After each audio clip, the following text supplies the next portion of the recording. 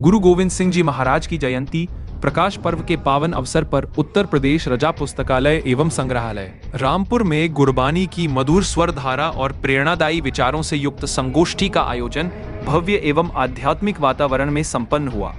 कार्यक्रम का शुभारंभ पारंपरिक दीप प्रज्वलन से हुआ। कार्यक्रम की अध्यक्षता निदेशक डॉक्टर पुष्कर मिश्र ने की, जबकि मुख्य अतिथि के रूप में प्रदेश के कृषि राज्य मंत्री बलदेव सिंह औलख शामिल हुए। अपने संबोधन में डॉक्टर मिश्र ने गुरु गोविंद सिंह जी के बलिदान, समरसता और मानवता के आदर्शों को भारतीय संस्कृति का प्रेरणा स्रोत बताया। उन्होंने कहा कि सिख पंथ का इतिहास त्याग और बलिदान की अप्रतिम गाथा है, जिसे विश्व तक पहुंचाना हम सबका दायित्व है। मुख्य अतिथि बलदेव सिंह औलख ने गुरु गोविंद सिंह जी को सामाजिक न्याय, साहस और राष्ट्रनिष्ठा का प्रतीक बताया। उन्होंने कहा कि गुरु जी के उपदेश आज भी समाज में समानता और एकता के लिए मार्गदर्शक हैं।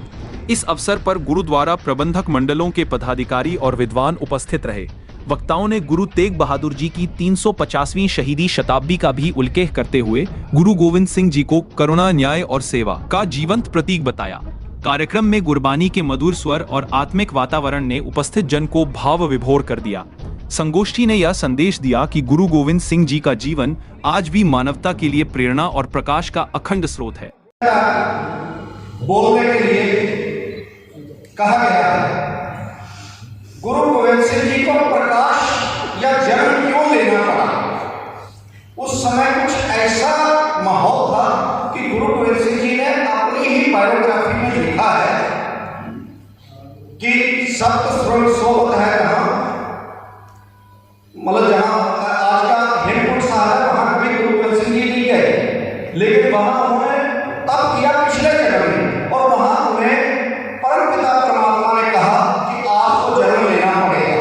तो उनका आदेश मानकर वो इस धरती पर आए और उन्होंने 22 दिसंबर 1966 को इस धरती पर प्रकाश लिया, जन्म लिया। और मैं बताऊं, त्रिवेणी मैंने वो जगह देखी है इलाहाबाद में, जहां पर गुरु तेग बहादुर जी रहे लगभग 1 साल। उस जगह पर मैंने दर्शन किए हैं। तो वहां पर उन्होंने कहा है कि मैंने मतलब घर में आए और पटना साहिब में उन्होंने जन्म लिया, और पटना साहिब में जन्म लेने के बाद 6 साल की अवस्था तक वो पटना में रहे। और आज जो माहौल होना चाहिए और जो स्वामी दयानंद सरस्वती जी ने कहा था, उसको पूरे रूप से लागू किया गुरु गोविंद सिंह जी। दयानंद सरस्वती ने बहुत बार में कहा उनसे, उन्होंने कहा था अहम नहीं परोवेति गणना लघु चेसाम उदार चरिता नाम वसुदेव कुटुंबम। समझ आ गया ना? अहम नहीं परोवेति गणना लघु चेसाम उदार चरिता नाम वसुदेव कुटुंबम।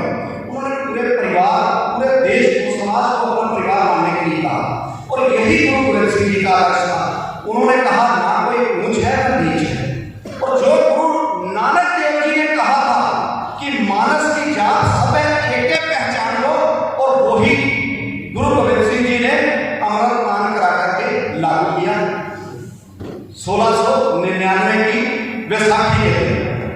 अब गुरु गोविंद सिंह जी को आपको पता है, उनके पिताजी का उनकी 9 वर्ष की आयु में इस देश की, कौम की खातिर अपना बलिदान देने चाहिए, जो हमें देना पड़ा।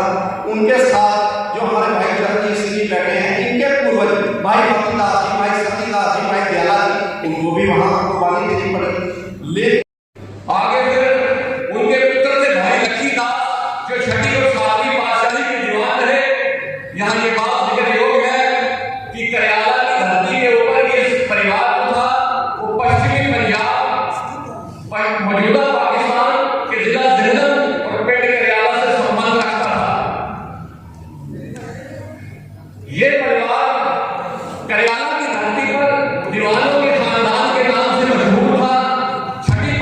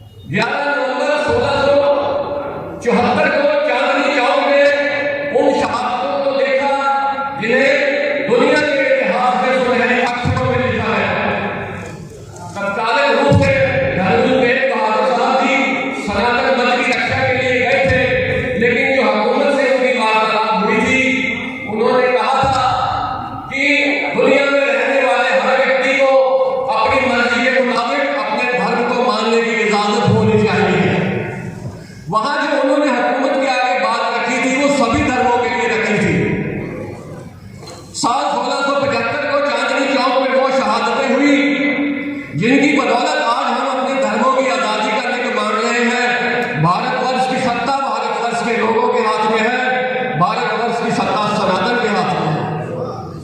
यह वह शहादतें थी एशिया की धरती में हुई है, वे शहादतें थी जिन्होंने पूरे दुनिया के मानव के मस्तिष्क के अंदर मनुष्य अधिकारों के मूल को जागृत किया और इस चेतना के फलस्वरूप दुनिया के अंदर UNO, United nation, human rights और डेमोक्रेटिक सिस्टम खड़े हुए जिन्होंने मानवीय हकों की बात की।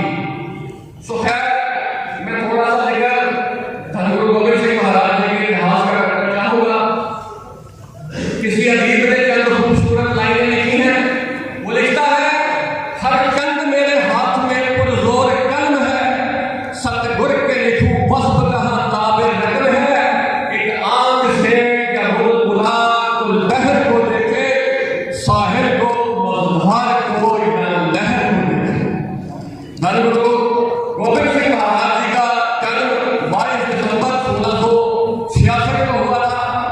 आप जी 6 साल पटना साहब की धरती में रहे और इसके बाद अपने परिवार के साथ अनंतपुर साहब की धरती पे आ गए। 9 वर्ष की अवस्था में 1675 में आप जी को गुरु का गद्दी मिली। 22 वर्ष की अवस्था में आप जी का आनंद कांड हुआ। 1699 में आप जी ने खालसा पंथ की स्थापना की। तो मैं गुरु साहब के इतिहास के बारे में थोड़ी हमारा पता करूँगा कि गुरु गोविंद सिंह साहब की देखिए, जब 9 साल के पटना में उनका जन्म हुआ और जन्म होने के बाद वो अनंतपुर साहब आए और वहाँ पर उनको पहला सुना ये दिखता है कि कहते हैं ना, बच्चों के पालने से ही पता लग जाता है कि बच्चा कहाँ जाएगा और क्या। 9 साल के बच्चे को क्या, जब कश्मीर के पंडित अनंतपुर साहब आए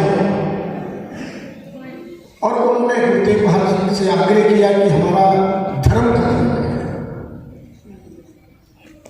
हम लोग बच नहीं सकते और कि हम लोग अगर आप हमारे पर कृपा नहीं करेंगे तो हम इस्लाम धर्म कबूल करने को मजबूर हो सकते हैं। ये एक इतिहास भी है कि खाली कश्मीरी पंडित नहीं, अगर गुरु तेग बहादुर जी के पास किसी भी समाज के व्यक्ति आते जो उन्होंने किया है वही करते, कि वो ऐसे त्यागु थे, गुरु थे। तो उन्होंने जब उनके पास से ये विषय रखा तो गुरु गोविंद सिंह साहब ने वहाँ पर आगे उन्होंने कहा, गुरु जी आपसे बड़ा धर्मार्थ, आपसे बड़ा ज्ञानी, आपसे बड़ा विद्वान कौन हो सकता है। तो गुरु तेग बहादुर जी भी ये सुनना चाहते थे, उन्हें भी पता था कि जब गुरु तेग बहादुर अंतर्जामी गुरु हैं, उन्हें सब पता था कि आगे मेरे साथ क्या होना है। वो चाहते थे कि गुरु गोविंद सिंह साहब ये बातें कहें, उन्होंने अपने विषय उनके सामने रखा, नहीं तो उनसे विषय अलग भी रख सकते। तो उन्हें पता था कि इनके ये मुझसे कहेंगे मेरे पुत्र हैं तो मैं इस कार्य को करने को, तो वही बात हुई। उन्होंने अपने को माना कि हम कहा उनसे कि जाके कह दीजिए कि अगर गुरु तेग बहादुर जी का उनका धर्म परिवर्तन कर सकते हैं तो हम सबका सब हम लोग धर्म परिवर्तन हमारा। गुरु तेग बहादुर जी ने दिल्ली में आके शीश दिया, उनके साथ भाई मतीदास जी, भाई सतीदास जी, भाई दयाला जी, किन्हीं को आरे से चढ़ाया गया, किसी से खोपड़ी उतारी गई, किसी को रुई में बांध के करा गया। बहुत सारी यात्रा ये पहले गुरु तेग बहादुर जी की शहीदी से पहले यात्रा दी गई कि किसी तरह से गुरु तेग बहादुर जी का मन डोले और वो अपनी ईद कबूल करें और हम अपना साधन का एजेंडा चला सके, पर ऐसा नहीं हुआ। उसके बाद गुरु तेग बहादुर जी ने भी शीश दिया और उसके बाद ये लगातार सिलसिला चलता है। गुरु गोविंद सिंह साहब जी ने बहुत सारी लड़ाइयाँ, अनंतपुर साहब ने अपनी एक सिख अलग पहचान, दशमेश गुरु गोविंद जयंती है। अभी बाल दिवस हम सबने कुछ दिन पूर्व मनाया। बच्चे, उन्हें जिंदा दीवार से चुनवा दिया गया, कहा गया अपना मजहब बदल दो, तुम्हें छोड़ देंगे। उन बच्चों ने कहा कि हम धर्म से नहीं डिगेंगे, तुम्हें जो करना हो कर लो। उसी दिन मुगलिया सल्तनत आ गई थी। दो बच्चे जिन्होंने अपना सर्वस्व बलिदान कर दिया, ऐसा बच्चों के द्वारा बलिदान जिस समाज में होता हो, उस समाज को भला कौन झुका सकता?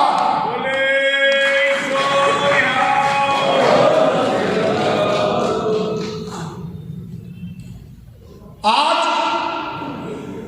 पूरे विश्व में, पूरे भूमंडल में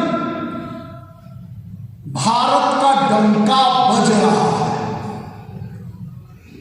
आज कोई ऐसा देश नहीं है या कोई समाज नहीं है विश्व का जो भारत की ओर विश्व की समस्याओं के निदान के लिए न देख रहा। आज भारत की सरदारी है विश्व में, और यदि गुरु गोविंद सिंह न होते तो क्या भारत की ये सरदारी हो पाती?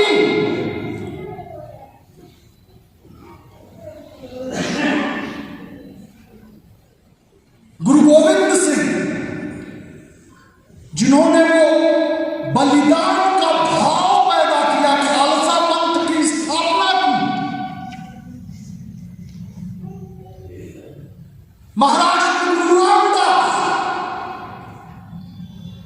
न होते तो मैं इससे आगे नहीं कहूंगा क्या होगा, हम सब सोच सकते। न हमारा कोई पंथ बचता, न संप्रदाय बचता, न हमारी कोई पूजा पद्धति बचती, न हम अपने पूजा स्थलों में उपासना कर पाते, और हम भी अपना मजहब बदल कर किसी ही संस्कृति वाले मजहब के पीछे चल रहे।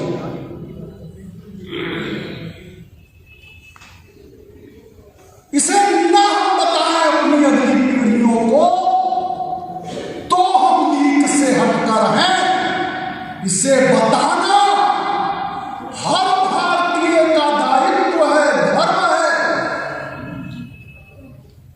कि मानव जाति के ऊपर जितना बड़ा मजहबी आघात हुआ, उसका सामना किस वीरता के साथ, किस शौर्य के साथ हम सब ने किया, और विशेषकर हमारे बच्चों ने किया।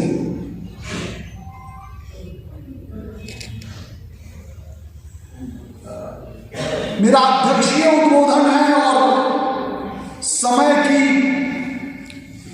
मर्यादा है। अध्यक्षीय उद्बोधन में ज्यादा नहीं बोला जा सकता, फिर भी मैंने अधिक समय लिया और आप सब बहुत देर से यहाँ बड़ी तन्मयता के साथ इस कार्यक्रम। लखनऊ की हर बड़ी हलचल, अपराध की सच्ची खबरें, द लखनऊ टाइम्स, सबसे तेज, सबसे सही।